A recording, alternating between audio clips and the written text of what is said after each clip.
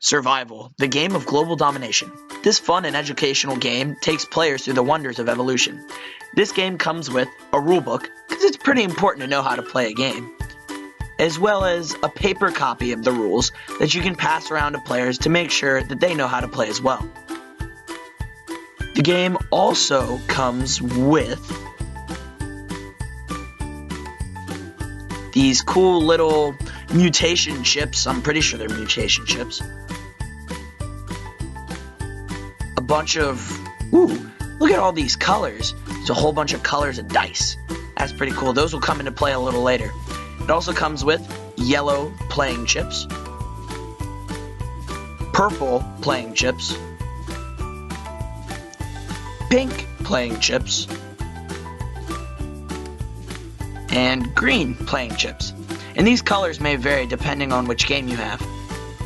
This notepad here is to keep track of ECs, and we'll talk about those later. These are the mutation cards. Those look pretty cool. Yeah, little red laser in the middle. It's pretty cool. These are the cutout mutation chips. Those aren't too important. But now we are pulling out the piece of art that is this game board. Now, I've already seen it, but it's actually really cool. So, all kinds of colors, and it's a full map of the world. Little animals on it. It's pretty cool looking, gotta say. At the top there, survival, the game of global competition. Pretty sweet, gotta say. So yeah, that's what the game comes with. And it also has a little pamphlet of what it includes. Now, the objective of the game is simple. Collect 90 energy credits or dominate the globe. To decide who goes first, you roll the dice and see who gets the highest roll. And then each player gets an organism in an area of Africa.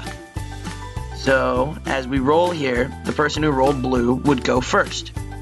And now we see each organism in Africa, as they would at the start of a game. This is the notepad that you'll be taking your ECs on when you collect those in the first phase of your turn. First phase is energy consumption. For each area that your organism occupies, collect the ECs indicated by the number on that area. If there are more than one population occupies an area, split the ECs proportionally. So basically, when you have this little number on the map, and depending on how many organisms you have there, you have to split the number. And these energy credits are going to be what powers your next moves. So, if there are 7 organisms and 3 organisms, you split it like that. Phase 2 is migration and reproduction. Migration is so you can move your pieces across the board and dominate the globe. Reproduction is so that you can put more pieces in a single spot and dominate where you are. Kind of pick and choose your strategy throughout the game. So next we'll be able to see a little bit of migration footage. So how that would work. Basically, you would easily be able to move your pieces throughout the map. So each move would cost 1 energy credit.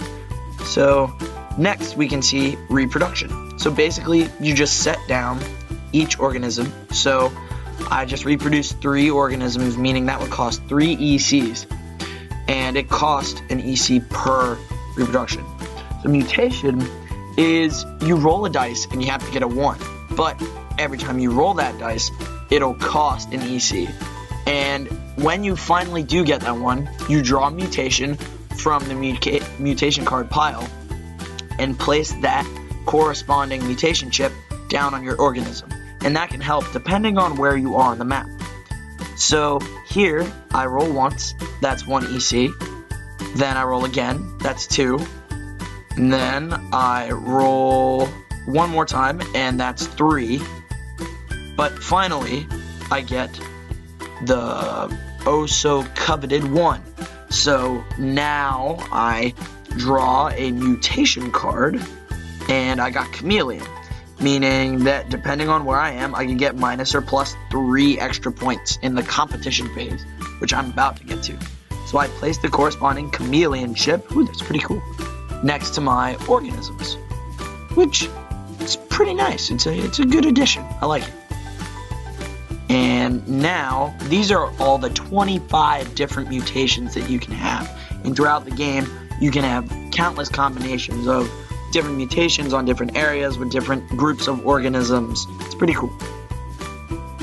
phase 3 is competition. The rules of competition are pretty simple. So if there are too many organisms in one area at the very end of the turn, so this is the final phase of the turn, you have to roll a dice in order to beat out the competition. However, even if you lose, if you have a mutation on where you are, you might be able to win depending on how much that mutation might help you.